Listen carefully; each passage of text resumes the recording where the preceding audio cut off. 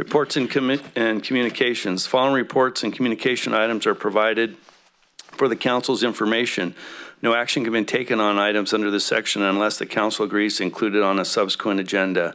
I'm going to change things up here a little bit because we always have the same cadence, the same rotation. So we're going to start on my right, and we're going to go with Councilmember Kirchner and give him an opportunity. We'll be rotating this every week or every 2 weeks. So, through the mayor, thank you. I'd like to start by talking about when the chief did his presentation earlier, and it struck me that we're only going to have a few more of those until it's time to say goodbye. So thank you for that presentation again, Chief, and hopefully you know how much this city and this council appreciates your people. And I'd also like to take the time to thank the mayor for his leadership during this thing called COVID. It cannot be an easy task, so thank you for that, Mayor. So what's been going on? Well, Gil Zeiser was canceled this month. On the 7th, we had our second meeting for the Business Retention Task Force, which I will defer to the Vice Mayor because that's kind of his thing.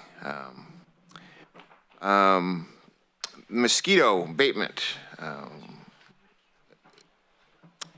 On the 8th, we talked about the what's a bug person? I can't. Yeah, there you go. They got a merit increase. Also, the general foreman got a merit increase, a raise. There was a change on their Market Street lease agreement with Jeff Helm. It's going to go from 6 months to a full year. Their bond portfolio is up, and they're happy about that. They're making money. They replaced a Tech 1 due to a dismissal, one of their employees. They have 3 brand new pickup trucks.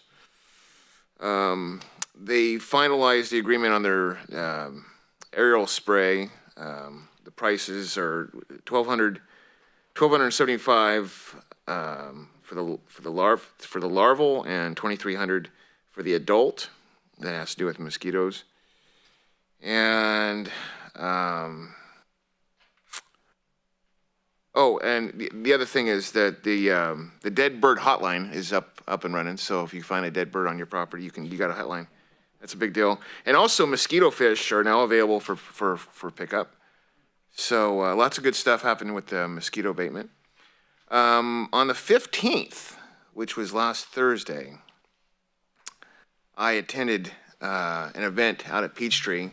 Many of you might have been there. It was the Heroes on the Green. You were there? And that's really special. I think that's what makes our community special. Is there was a need for a family who lost somebody that was in law enforcement in Marysville, and so the community really came together in support of the family, and so that was just incredible to see. And that's about it. With that, I'll defer back to the mayor. Next up is Councilman Harris. I'd be happy to do that. Last 2 weeks has been fairly light. I will get to RHA, Regional Housing, a lot of routine business. One of the major things that we came up with was an agreement with the Local Transportation Authority regarding pedestrian accommodations, sidewalks, and signals, and a lot of money and infrastructure being put into those certain projects and associated with the transit authority. So the RHA is coming up with a grant down here in Richland Housing, and there's a way to embed improvements to pedestrian facilities and signalize at intersections and whatnot into that grant. And so they have an agreement between those two agencies to make that happen. Hopefully the grant will go through. I've had a couple conversations with David Reed at Yuba City Arts and Marty Sanders at Chamber of Commerce regarding establishing a film commission here locally. I've talked about that before, so the bottom line is that conversation is continuing.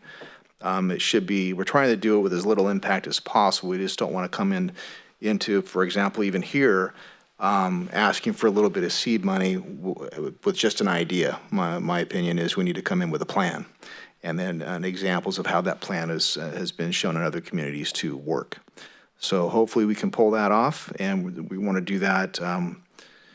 Probably a lot of donated time, going through other websites for other film commissions and whatnot to follow those examples, so we can come in here and to give a viable presentation for that. SACOG, I want to thank George Barlow, who put together for a previous presentation, but he put together a drone view of the railroad right-of-way, Union Pacific Railroad right-of-way, which we envision to be converted into a bike path. And part of it, of course, as some folks may know, goes from Acacia out in Sutter to just about Hooper in Yuba City. We want to extend that all the way into Plumas and Bridge and beyond, hopefully via the railroad trestle, link it up to Marysville, and then the vision hopefully is all the way out to somewhere in the area of Sycamore Ranch. So in theory, we can link up to that bike path and be on a bike safely all the way through that entire area, which of course will bring opportunity to folks to get to and from shopping or recreation and whatnot without being in their car. So add to our quality of life. Though hopefully we can get that off the ground. George put together like I said, a presentation using his drone, and I was asked to make that presentation before the SACOG Board of Directors, which I did with George's much appreciated help. Transit Authority, again, we're back to that's the main thing we did. A lot of routine business. We are still discussing the new transit facility that we have decided upon a site out in what is it? Is it Avondale? It's not Avondale. Avondale off of North Beale Road in Linda. And of course, we're back to the agreement with RHA that was discussed as well. So that's it. All right, thank you. Councilwoman? I like how you mixed it up, Mayor. Nice. I attended the Feather River Air Quality Management District meeting, and 3 key points on that is that we reviewed the audits of the 2018 and the 2019 and 20.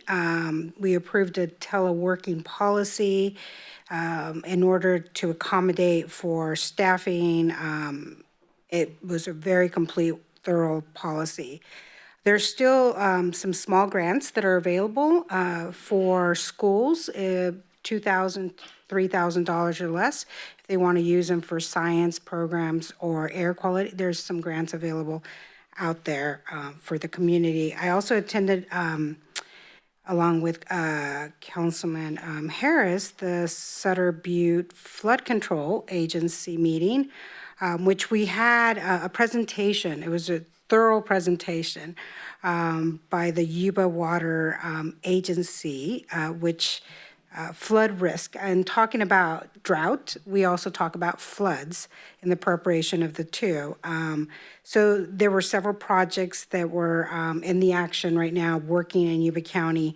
One of the big things in the presentation that I found really interesting, along with this whole subject of the work on the levees, through the Yuba Feather forecast, the reserve operations, is how Yuba County Water is, Yuba Water Agency is working on improving the forecasting of atmospheric rivers from climate resiliency future. It was very interesting to see that when we get these large amounts of, when we do get large amounts of rain, it comes in these huge amounts in these clouds, and that's how we get most of our rain. New Billiards Bar secondary spillway is in the process, so they're going to be working on that. Participated on the CDBG Proposals Review Committee along with Ben and Jaspreet. excellent. They were well prepared along with the mayor. And we have some recommendations that hopefully will come to the full board, I think sometime in June. So hopefully the council will be pleased with our recommendations. Also had a quick meeting with our CM, like we all do, Dave Vaughn. He's always on the go. Appreciate the guy, but he always makes time to have the conversation. So we are scheduled a committee meeting for 4/29 on the homeless workshop that was recommended, I think, 2 or 3 meetings ago. So internally, we're having a meeting to prepare for the homeless workshop. And once we get that put together, we'll come back and report that to the full council. A couple of state committee assignments that I'm part of. I attended the League of California Cities Latino Caucus on California redistricting and the process for that, how it's going to unfold in the state of California.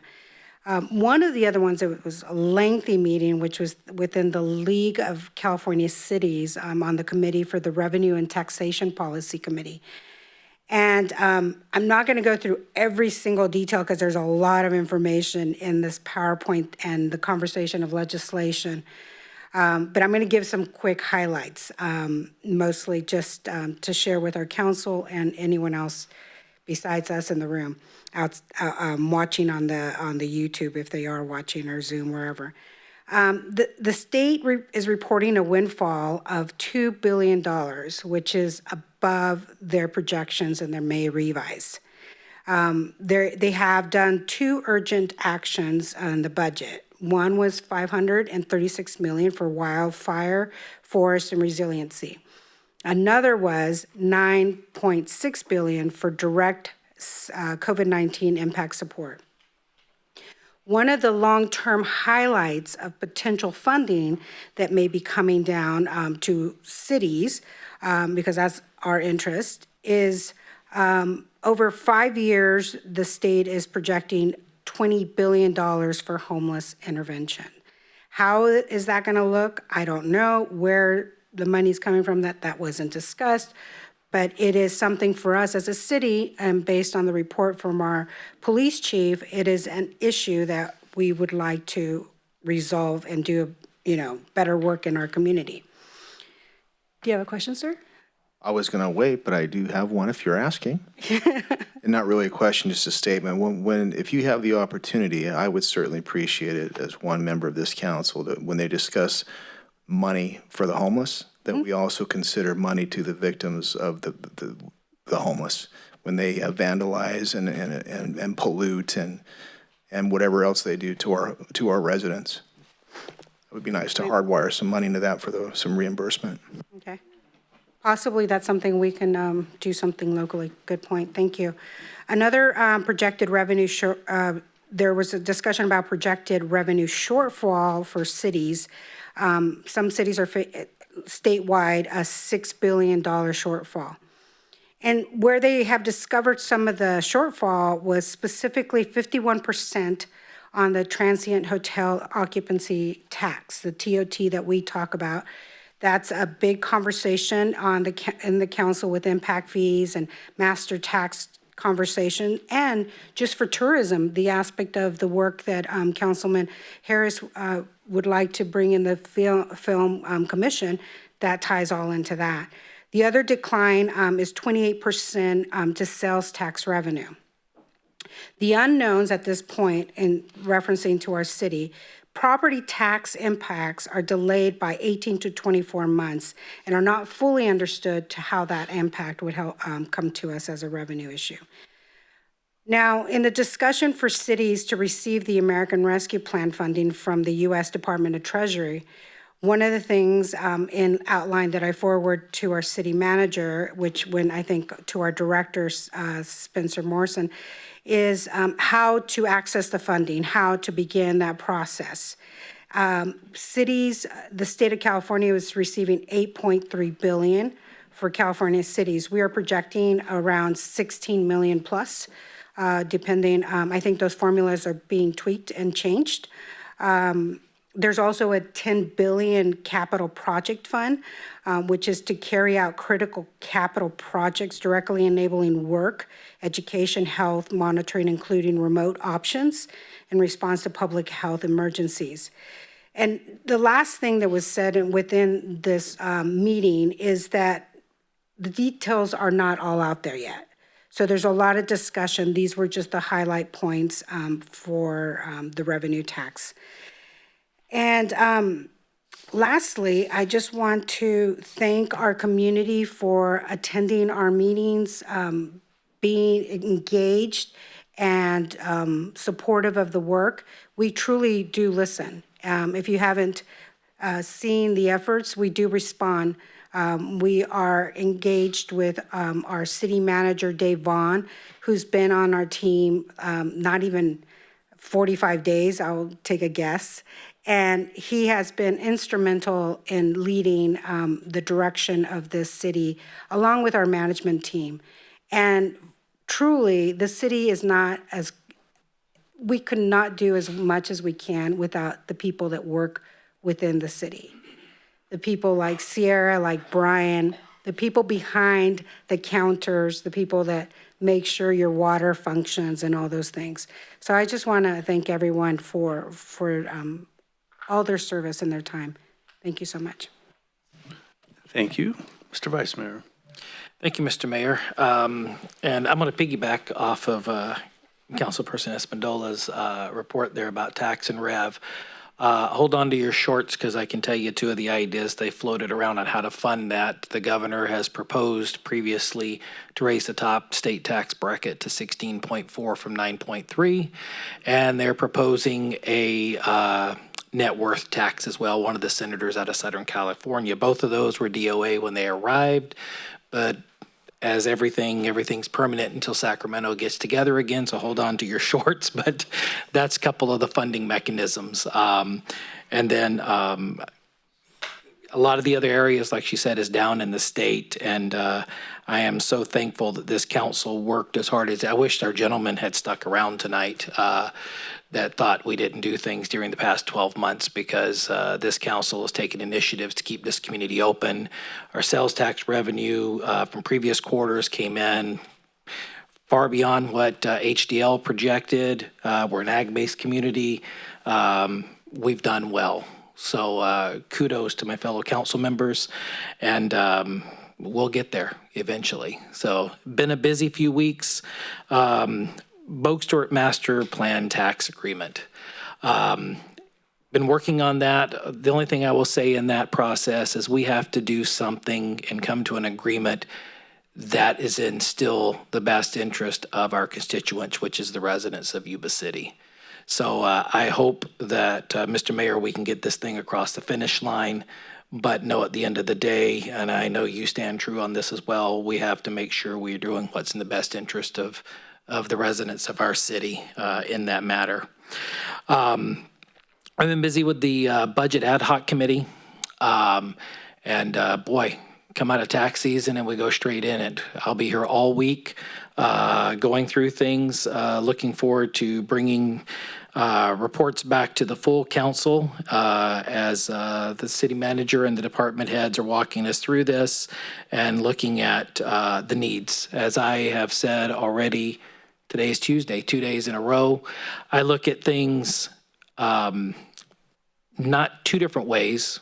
Most people look at things as wants and needs. There's actually a third bucket, and you have obligations, needs, and then wants. So we got to make sure that we're funding the things that we're really, first of all, obligated to do for our residents here. So we're working through that. Transit, Councilmember Harris already brought that up. They're working for through the process of the next generation transit facility. And through that meeting, we also were notified that Yuba College is not looking to start up in-person classes until possibly next spring. So that is holding down some of our transit routes, and that's a huge transit route for the authority back and forth because the kids ride for free between Yuba City, Marysville, and out to the college. The retention task force, you could have went ahead and taken a lead on that. That is fine. We had a second meeting. Data was back. We dove down a little bit further into that. We will have actions hopefully coming forward in sometime in May to where we're actually getting in front of businesses again, asking the 3 questions. What are we doing that's right? What are we doing that's in your way? And what are we not doing that we should be doing for you? And because, yes, we want to grow. We want the people here to, to come in. But we got to take care of every business here from mom and pop all the way up to the Walmarts because they generate the sales tax. That generates the dollars to provide the services when it comes to roads, streets, parks, recs. We're one community. RWMA. On that, the latest update is we're still working on the JPA. It is expected to come back before the RWMA at the May meeting, so I fully expect it to be coming before the jurisdiction in June. And the timing that we're looking at is we have to get a JPA in place because, help me, Mr. CM, it's 1383, correct? The bill? Yes, thank you. 1383 has to do with diversion and recycling and putting food waste in with green waste and everything else. And all of that comes into effect January 1st, and it starts having fines and penalties, I think, the following January, if I'm not mistaken. Am I on track? That is correct. Thank you. There's a lot of moving to this, so that's very important. The thing to remember behind that is all the jurisdictions have to approve the JPA as we see what the RWMA is going to look like going forward. That's it as far as work. I do want to say a couple of thank yous. First to the DBA. Nice to, I wasn't able to attend, and you'll figure out that one here in a second, but they held their spring concert down on Plymouth Street. I love seeing this community start getting back to normal, and thank you to them for holding that. Looking forward to the summer stroll coming up in a couple of months. I do tonight want to say thank you to 3 individuals, 2 of which represent us at the state, and one of which used to represent us at the national level, but he's still a friend in this community, and that is Congressman Doug LaMotha, Senator Jim Nielsen, and Assemblyman James Gallagher. They've been standing in the gap, and they stood in the gap, and why I wasn't at the DBA spring concert, I was at the largest sporting event that's been held in California in 14 months. I was at the Red Bluff Roundup, because our family's ties to that, and they were instrumental in getting that going and keeping that available and opened up. And I want to say thank you to them because that's going to lay the foundation to our Stampede coming up in September. So I just want to say thank you from Yuba City to them for laying that groundwork. Mr. Mayor, that's all I have. All right, thank you, Mr. Vice Mayor. Thanks to you and the audience for participating in your local government. I really do appreciate that. We don't always agree, but it's very important for us to be able to hear what you all have to say, whether it's here in person or via technology. A couple of things on the Sutter Buttes Flood Control Agency. We did have a meeting with their executive director. I think that's his title, Michael Bissett, really good guy. There is going to be a bit of a change in a positive way to the fees that they charge for development for levies. And that is, again, a helpful thing. I'd like to think that we had a hand in making that occur by asking them to take a look at those fees. And they did so and have produced something. I don't know if they presented to you all at your Sabufka meeting, but those are things that have come about from the Development Impact Fee Committee. Councilwoman Espandola mentioned the Community Development Block Grant Program. There's two portions of that. One that's a COVID side, and the other was the normal program, if you will. And again, I know we've said it before, but quickly, Jaspreet, Ben, and George Barlow, thank you for the work you guys are doing. We're looking forward to bringing back recommendations for some really important programs. And one sort of innovative one that the Councilwoman and I are pushing with Ben's help and staff's help. Budget Ad Hoc Committee.